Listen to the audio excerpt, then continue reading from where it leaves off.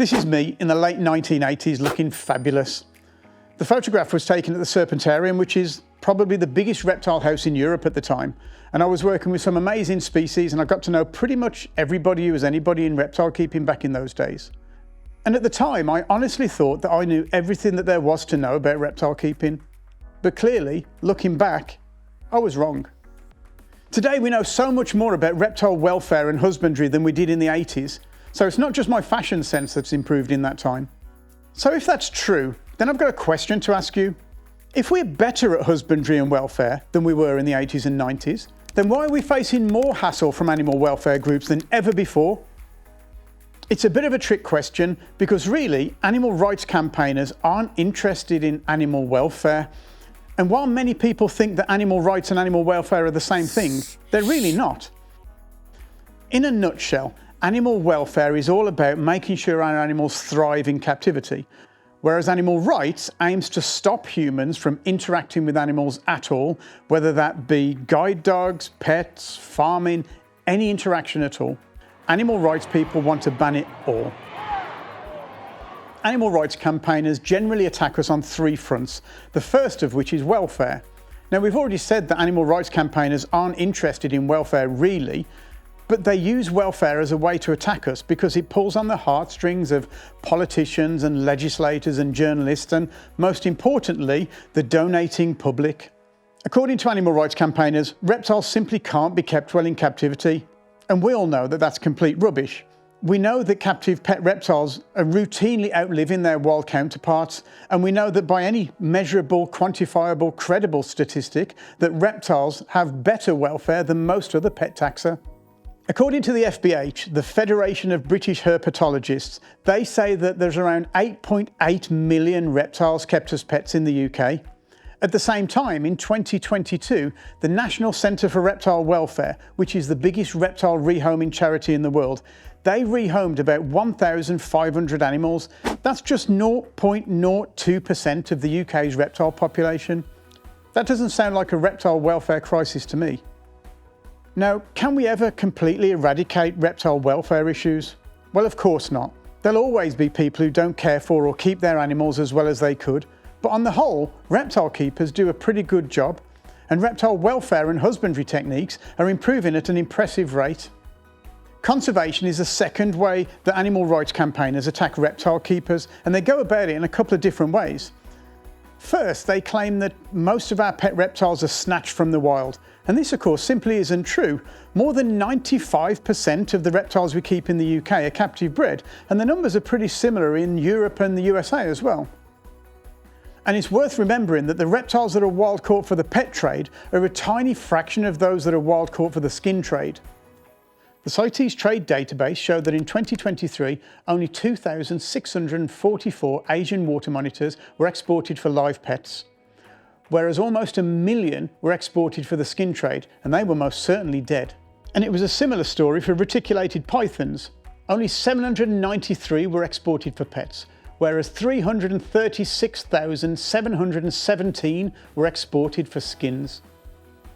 So if animal rights campaigners were really interested in reptile welfare, then maybe they've got bigger fish to fry, so to speak. But remember, their aim isn't looking after animals and keeping them alive. Their aim is to stop us keeping them because they don't agree with it. Another line of attack for conservation-focused campaigning is invasive species, and animal rights campaigners will routinely overemphasise the risk of reptiles becoming invasive. And they do this to scaremonger politicians and legislators into creating overreaching legislation. A good example of this is the ban on Lampropeltis getula. Lampropeltis getula is a type of kingsnake, and they've become invasive in Gran Canaria, which is part of a group of islands that's actually closer to Africa than it is to Europe. However, animal rights campaigning has forced a ban on Lampropeltis getula across the whole of Europe, when anybody who knows this animal knows that this species can't become invasive in places that are colder, such as the UK or Poland or other cold areas of Europe. And so by anybody's reckoning, a ban on Lampropeltis getula across the whole of Europe is both unnecessary and unjust. The third means of attack is public safety, and again they go about this in a couple of different ways. The first is to claim that reptiles are a danger to humans, both to keepers and to the general public. So let's have a look at the facts to see if that's true. So every year, the NHS routinely runs a survey to find out why patients arrive at accident and emergency departments. And as part of that survey, they log if any patients arrive because they were attacked by animals. So can you guess which animal sends most people to the hospital? Of course, the main culprit is dogs. But can you guess which is the safest pet you can keep? The pet which sends the fewest number of people to hospital? Well, that's fish. So let's try to guess which animal is second least likely to send their owner to hospital. And of course, that's reptiles. In years gone by, the NHS survey used to give us lots of information, and often we would know the stories behind the statistics which sent those people to hospital. But nowadays, we only have very bare statistics. But looking back, we can see some of the stories behind those statistics, and we know why those people ended up at hospital. So one such story was a lady who'd been cutting grass to feed to a locust, and her locusts were to be fed to lizards. And because she clipped her finger with the scissors, and because that grass was supposed to be fed to locusts and then to lizards, that was recorded as a reptile-related injury. And another story was a gentleman who thought he saw a snake, turned and ran away, stepped on a rake, which hit him in the face. And that was also recorded as a reptile attack. So the stories behind the statistics are really important because that adds context and gives us the facts, and it helps us to understand exactly how rare true reptile-related injuries are. The other common focus of a public safety campaign is zoonoses. These are diseases that can be passed from animals to humans. If you listen to the propaganda from animal rights campaigners, your crested gecko could be a vector for the next global pandemic. Meanwhile, back in the real world, the risks are predictably minimal. Of course, you can catch salmonella from your reptiles and from the reptile food, but this risk can be easily negated with simple hygiene by just washing your hands and perhaps not slobbering your reptile with kisses. In around 2006, an animal rights organisation launched a campaign to fund legal action for anybody who caught salmonella at a reptile show. And can you guess how many people took them up on the offer of legal help? Absolutely zero. Statistically, you're more likely to catch salmonella from the contents of your fridge. Of course, from contaminated chicken, but there's even a recent outbreak caused by contaminated lettuce. So even vegans aren't safe from salmonella poisoning. So to recap, animal rights campaigners have an arsenal of weapons with which to attack us. But over the last 10 years or so, they've focused on one specific goal. And that goal is positive lists. It sounds like a good thing, right? A positive list? Well, trust me when I tell you, it's not. So what is a positive list? Well, a positive list is essentially a list of animals that the government allows you to keep, and anything that's not on that list is banned. They're also sometimes known as white lists because a white list is the opposite of a black list. And so positive lists or white lists have essentially become the holy grail for animal rights campaigners because they look as if they would solve all of the problems that we've discussed before, which makes them pretty attractive to uninformed politicians. However, in reality, positive lists are a very bad idea, and there's a list of unintended consequences. So let's have a look at the facts. Positive lists are unnecessary because, as we've already discussed, reptile welfare issues are few, public health risks are minor, and the reptile pet trade is essentially benign in terms of conservation. So what is there to be achieved through a reptile keeping ban? Well, very little according to most experts, but there are plenty of unintended consequences should a positive list become law. Positive lists are unenforceable, and this is something that we've seen time and time again. For example, reptiles were banned completely in Norway between 1977 and 2017. But in that time, the Norwegian government estimated that there were at least 110,000 reptiles being kept by keepers who'd chosen to ignore the ban. There was even a thriving commerce sector of stores and reptile equipment suppliers catering to these underground reptile keepers. Other countries such as Belgium, Luxembourg, the Netherlands, Croatia, Malta, Lithuania and Norway have had positive lists in place, and they seem to be equally unenforceable. In fact, everywhere a positive list has been made law, it's been ineffective, and that's because people simply ignore unfair laws. Positive lists are bad for welfare. Far from fixing an imaginary welfare crisis, positive lists are known to cause animal welfare issues. We already know that people will ignore an unenforceable positive list, and they'll continue to keep reptiles anyway. But those people who keep illegal species won't be able to go to breeders' meetings, won't be able to confer with knowledgeable experts, and worst of all, they won't be able to take their animal to a vet. So how is that going to be good for welfare? Positive lists will stop us from learning about reptiles. It should be known that most of the advancements and most of the progression in reptile husbandry has come from private keepers. It's not from researchers or scientists or from zoos. It's private keepers who have made all the advancements in husbandry and breeding. So if we ban people from keeping reptiles, that rich vein of knowledge and science and learning will cease. So what's the plan? How are we going to address the issues caused by animal rights campaigners? Well, in terms of positive lists, the next 2 years are going to be critical, and that's because the EU has commissioned a study report into the viability of imposing a positive list across the whole of Europe. So now, more than ever, it's vital that we fight our corner. We must assist and inform policymakers, and we must let people know what's at stake. If a positive list is given a green light in Europe, that'll have a snowball effect across the rest of the reptile keeping world. So it's vitally important that we protect ourselves against what could probably be the most significant threat we have ever known. So what is being done to protect responsible reptile keepers? Well, over the last 20 years or so, there's been quite a lot happening behind the scenes. We've got Reptile in the UK protecting reptile keepers there. USARC is active in America, and DGHT and BNA are both doing good work in Germany. What they are is essentially firefighting units. Whenever there's problematic legislation being proposed, these guys put their underwear on the outside and put a cape on, and they fly to the rescue and work by lobbying politicians and legislators to create more suitable legislation. And for the last 20 years, they've done a great job, and we've been in a lot of trouble without them. And considering the meagre budgets that they work with, and when we compare those budgets with the massive budgets that the animal rights organisations have, they've certainly been punching above their weight, and it's vitally important that these organisations continue to be funded.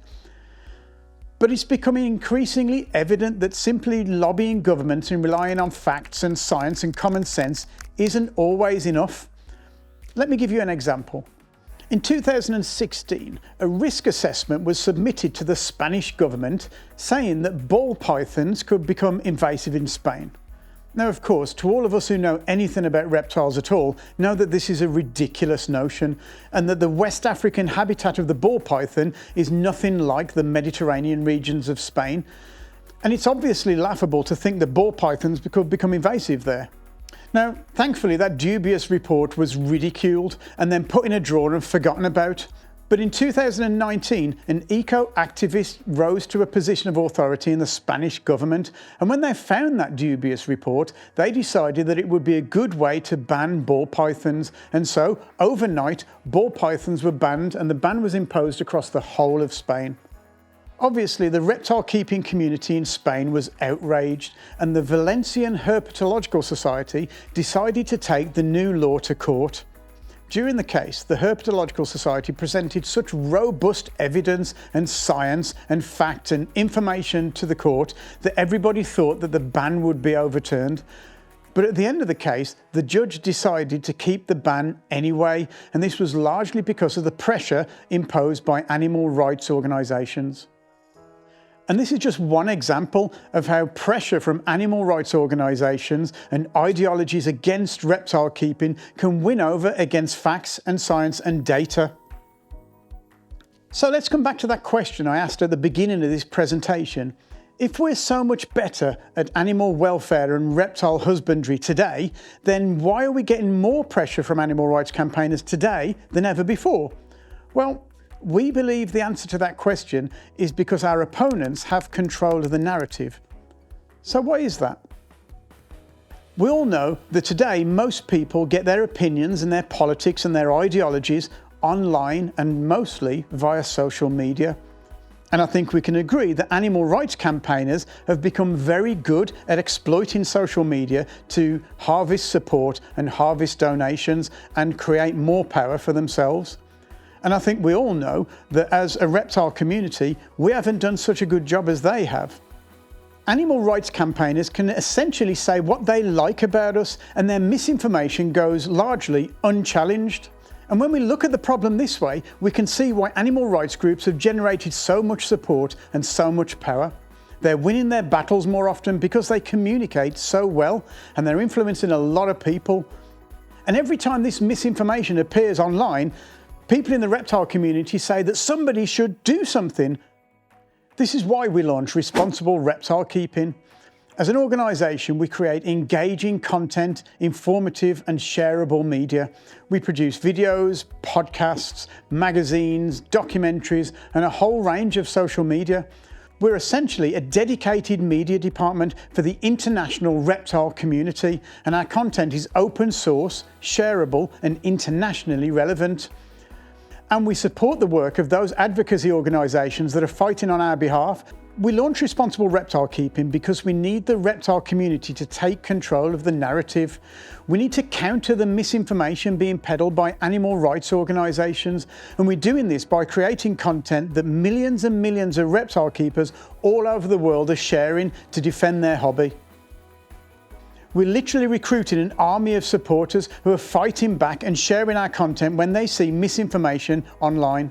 It means our voice can be heard wherever the conversation about reptiles is happening. It means our supporters can be there to respond every time the animal rights campaigners are broadcasting propaganda online. And we know that our content is being viewed by legislators, politicians and civil servants across the world. We know that it's reaching the people who need to be influenced. Our job is to show people the truth about responsible reptile keeping, and slowly but surely we're taking control of the narrative.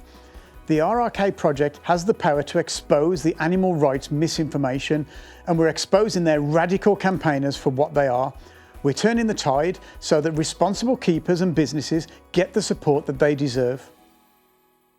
So what can you do to help? Well, there are 3 things you can do. Firstly, you can join Responsible Reptile Keeping as a member. The more people we have as members, obviously the more funding we have. But more importantly, the more members we have, the more of a voice we have around the table where these debates are occurring. The second thing you can do is support the brands that support us with funding. You'll see a list of these brands on our website. These businesses see the value in what we're doing, and we think they deserve your support and business. And finally, it's enormously helpful if you can like, share and comment on the content that we produce online. Not only does this help the social media algorithms, but it also helps to spread the RRK message far and wide. So now you know the issues that the reptile community is facing, and it's up to you to decide whether you want to be part of the solution. Responsible Reptile Keeping is here to fight alongside the other lobbying groups and to protect responsible keepers and businesses, and together we'll make sure that our voice is heard loud and clear.